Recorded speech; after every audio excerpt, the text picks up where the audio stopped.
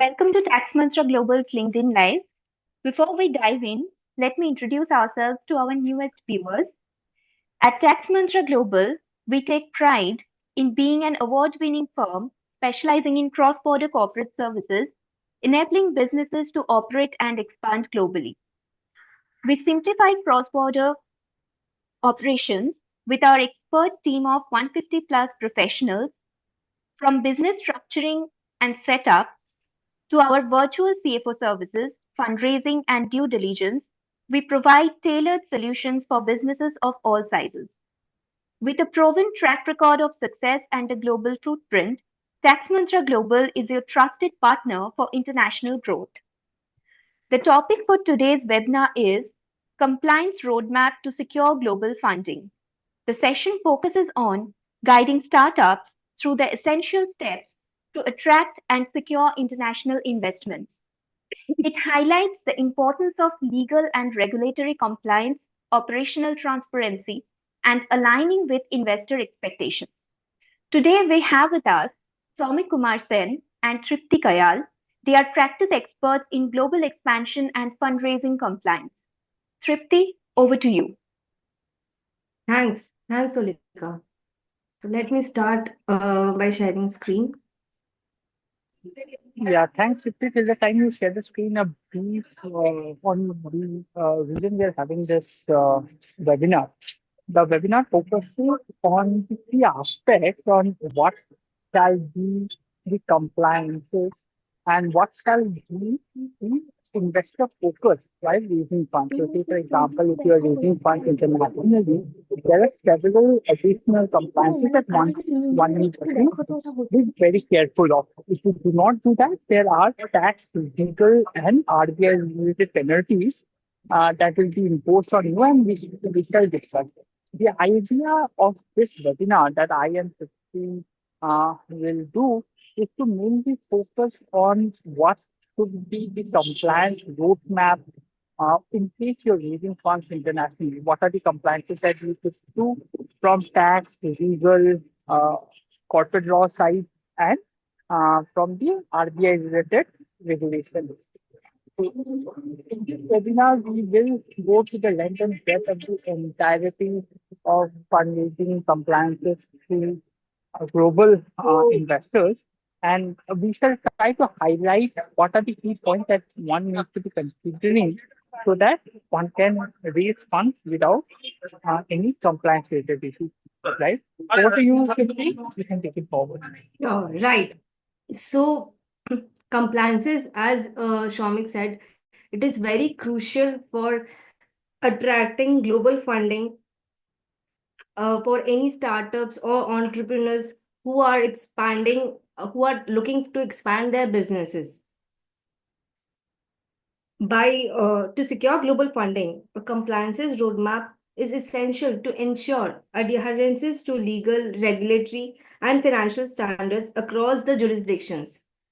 By the help of compliances, it not only builds the trust with the investors, right, but also mitigates the risk and paves the way for smooth international fundraising and sustainable growth.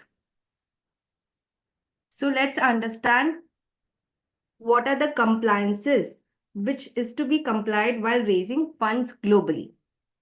Compliances like Companies Act 2013, RBI compliances as per FEMA Act 1999, tax implications as per Income Tax Act 1961, and Indian Contract Act 1872.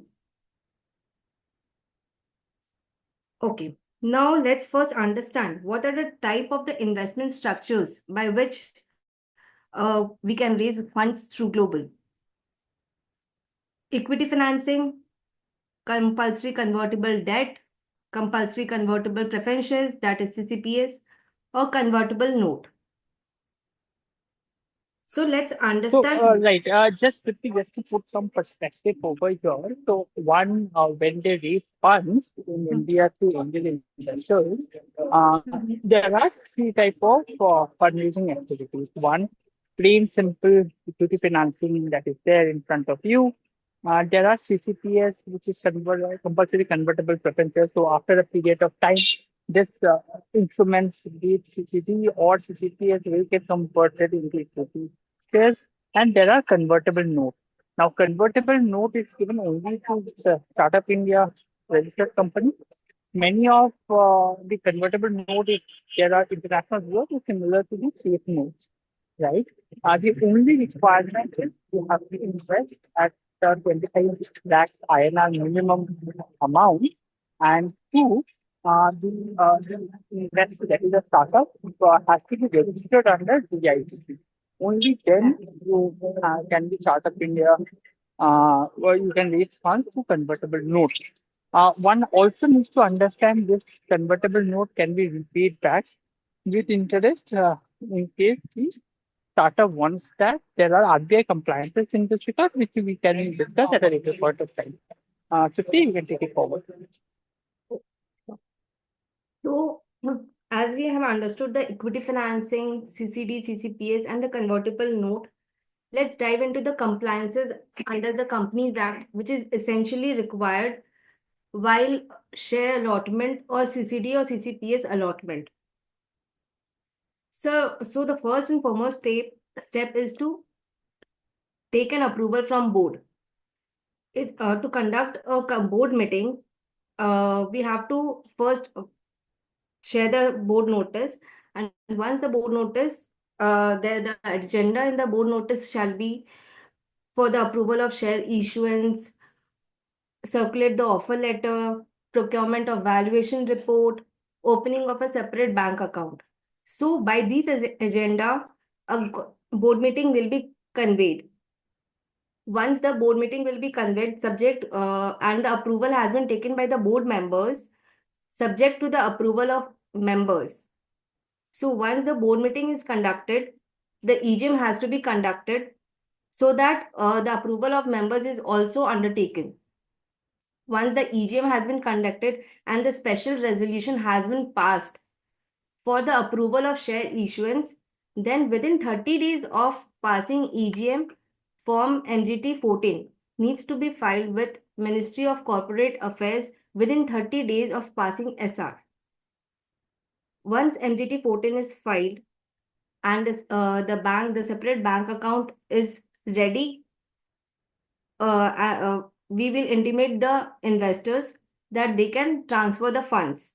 Once the funds are transferred to the separate bank account, again a board meeting will be conveyed where allotment approval will be taken. Once the allotment, when the board meeting has been conducted for the approval of allotment, within 15 days of such passing of board resolution, filing of Form Pass 3 has to be done with the Ministry of Corporate Affairs.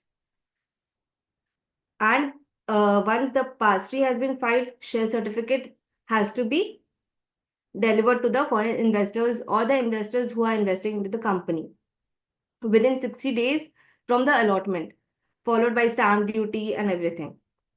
So this completes the process of compliances as per Companies Act for shares, for allotment of shares or CCD. So in here, one needs to check on the article of association of the company, wherein the allotment of shares or CCD or CCPS is ensured in the AOA. If not permitted in AOA, then that is also required to be amended. The amendment in the AOA will be undertaken in the EGM, as said in my previous slide, wherein the MGT 14 will also cover that amendment in AOA. Right. So for the uninitiated, whenever you are raising funds, right, you are supposed to sign an agreement. Now, the article of association could be sent in the agreement. If you do not do that, then even if you get the same executed, the agreement executed, it doesn't make any sense because it won't be enforceable. So this is important from both the investor and the investees uh, mindset, because under the agreement is executed and enforced properly, there's the penal consequences will be continuing over here. So one needs to be very careful of that. So article of association is mandatorily needs to be modified, and once that happens, this helps a lot in the long run for the investment and raising funds from global investment. Yes, if you can continue. Right. So now let's understand what are the compliances which is required to be undertaken while issuance of convertible note. To issue a convertible note, a convertible agreement needs to be executed first, wherein the terms and conditions will be will be written, and accordingly, as per the convertible note, board approval, mm, board meeting will be called for issuance of convertible note as per section 62(3) of the Companies Act 2013.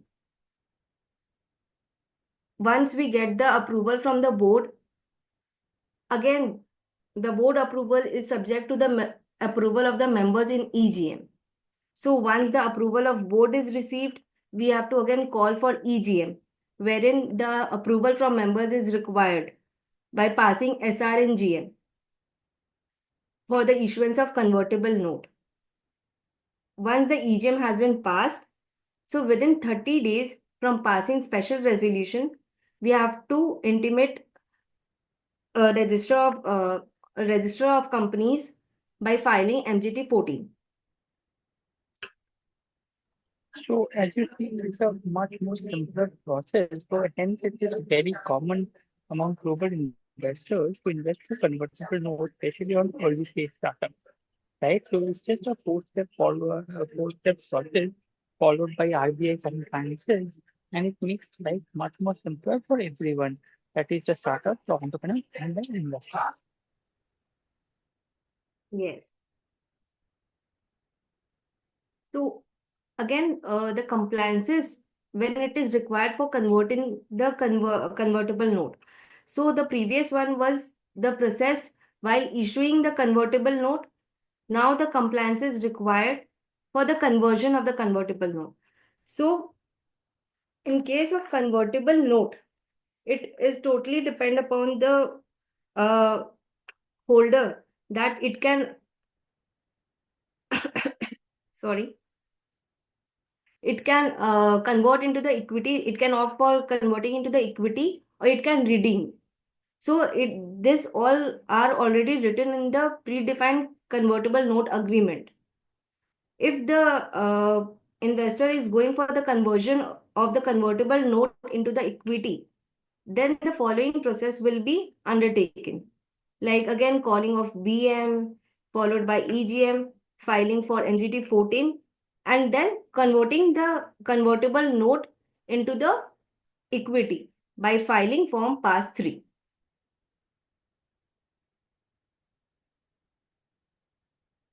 So these are the compliances which is mandatorily needs to be kept in mind while raising funds globally under Companies Act 2013. Now moving forward with the RBI compliances under FEMA regulations 1999. So if the investors are foreign investors, if the investors are global investors, then RBI along with the Ministry of Corporate Affairs, RBI compliances are also comes into the picture. Form FCGPR filing. So form FCGPR filing is a form through an AD category 1 bank which needs to be done within 30 days of share issuance. So say if form pass 3, that is already covered in my compliances as per Companies Act, wherein form pass 3 was required. Just a second. Form pass 3 has to be filed for the allotment of shares. Once the allotment of the shares is done as per Companies Act, now RBI compliances comes into the picture. Form FCGPR is what? Form FCGPR is the form which is filed in firm's portal, which has to be undertaken within 30 days of share issuance. What are the documents which are required for FCGPR filing? Uh, they are valuation reports, board resolution, CS certificate, and relevant inward remittance documents, that are FIRC and the KYC. These two are the main documents. FIRC is the Foreign Inward Remittance Certificate, and KYC.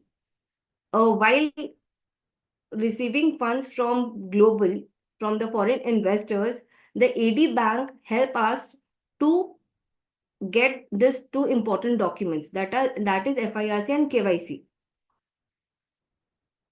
inward remittance documents. As I said, FIRC and KYC, sorry, are required Right, to be. Tripti, I think what you are trying to suggest is highly technical, and I understand for network issues, some things might not be able to, we cannot hear you. But for the viewers, just to put perspective, uh, when you raise funds, right? When you raise funds from foreign entities or foreign residents, you have to Right. file all these details from FPGPR, document for FPGPR, inverse remittance form, all these documents that Tripti is creating highlights these details. Also, before you file anything, you have to go for entity master. You have to open for business user, and only then you are able to file those forms. So that is what Tripti is trying to highlight, especially from the perspective of RBI compliance, right, Tripti? Yes, yes, exactly. So once the entity, as Shomik said, that once the entity master, there are various steps to file FCGPR filing. There are the entity master needs to be created, entity user needs to be created. Then the third step is the business user creation, and the fourth is the SMF filing, that is single master form, wherein according to the investments, the forms are required to be reported to the RBI. Like in case of allotment of shares, form FCGPR is required to be filed. Similarly, for convertible notes, form CN comes into the picture. It is again which it is again needs to be reported to the RBI within 30 days of such issue. Documents required in Form CN are again the FIRC, the debit statement, the KYC, the documents evidencing convertible note. As we all know, convertible note can be issued only by the startups, then the startups. So we have to also attach the registration certificate for being a startup in an attachment to showcase that a company who is issuing convertible note is a startup company, startup registered. So these are the compliances which needs to be undertaken from the perspective of RBI. To move forward, there are various compliances which needs to be undertaken in the Indian Contract Act 1872.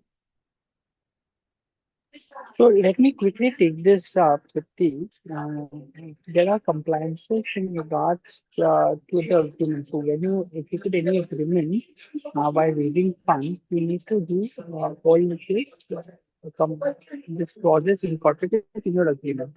One is tag along and drag along rights. To tag along and drag along rights, the investor and the investee make sure that while selling the shares happen, the other party is that or track uh, immediate investment percentage. So say, for example, I'm an entrepreneur and I'm selling it off my shares. Then the investor can force me to make sure that the investor shares are also sold among the funds. So those are things that you must always keep in mind. To the next slide. Then there are arbitration clause, especially if you in international investment space. This is very important to have this arbitration clause undertaken, where exactly the arbitration process will happen. That needs to be undertaken right before the investment. The second is affirmative clause. Affirmative clauses are nothing but clauses for which Without investor consent, the company cannot take decisions. So, say for example, funding or otherwise, non-compliances in regards to director appointment or for example, we can use make a share transfer when you raise new rounds of funding, when you change the business objective. Over there, you have to take this permission from the investor. This will be incorporated in your investment agreement. So the liability will also work well. So for example, what are the liabilities of the stakeholders? For the entrepreneur and the investor, that should be highlighted right in front in the agreement. So these are some of the key processes that has to be undertaken. Of course, there are several detailed processes that has to be undertaken, which we deal with when we work with the investor and draft their agreements or vice versa when we work with the startup to protect their interest, right? So yeah, so please you can Yeah. continue. So now we are moving forward for the tax implications as per Income Tax Act 1961. So, as we are through with the compliances of Companies Act, RBI regulations, Contract Act, now let's understand what are the tax implications if funds are raised globally. Uh, in case of fresh issue, there is no tax requirement in India or as well as foreign residents. Similarly, for issuance of convertible note, there is no tax liability in India and non-resident. Uh, for issuance of shares above fair market value. So earlier, under section 56(2)(7)(b, the difference between the sell price and the FMV, like suppose if the FMV is 10 and the sale price is 100, so the difference is 90. On the amount of 90, it was subject to tax. But now, as per budget 2024, this has also been abolished. Now there is no tax liability whether in India for the Indian company or for non-residents. So these are the reforms which are taken by the government so as to boost up the global funding. While in case of exit, there is no taxes in the hands of Indian company. Again, for non-residents, non-resident who is the holder of the shares, if they want to exit, they are liable to pay capital gain tax depending upon the nature, whether it's a long term or it's a short term. So these are the tax implications which are kept in mind as per Income Tax Act 1961.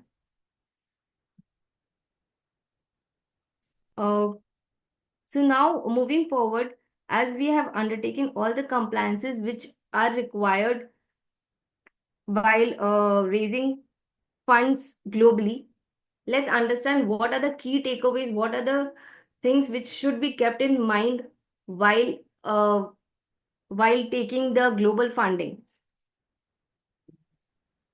Right, Tripti. I think one needs to be concluding their due diligence properly before raising funds from a global investor or global investor investing in an Indian startup. Because without that, whatever compliances that you are doing or you have done might not be in sync with your investment compliance. So you need to tie up with a global partner, global audit firm, so that they can audit it or have any experience on the entire structuring, of course. So a firm like Taxman, so what we do, we do an end-to-end compliances from both the geographies. So that's something that has to be taken care of and be dig deep so that even the not the immediate compliance thing, but on a long-term scenario, what will happen that is also covered for both the stakeholders. That is something that one needs to undertake to avoid any long-term issues. So these are the three major things that one has to be careful about. As Surika right in the beginning said, we have been doing this compliances for several years. years now, and having worked with Unicorn, we are quite acquainted with this fundraising process. So, in case of any query or anything in regards to global funding, feel free to reach out to us, and we shall be gladly assist you resolving the same. Right? Thank you so much, friends and viewers, and Lisa and Kipti for helping us to take this webinar. We will connect soon for our next session, and hopefully you will be able to join us in that aspect. Thank you so much. Bye. Thank you so much. Thank you, Samit sir. Thank you, Tripti.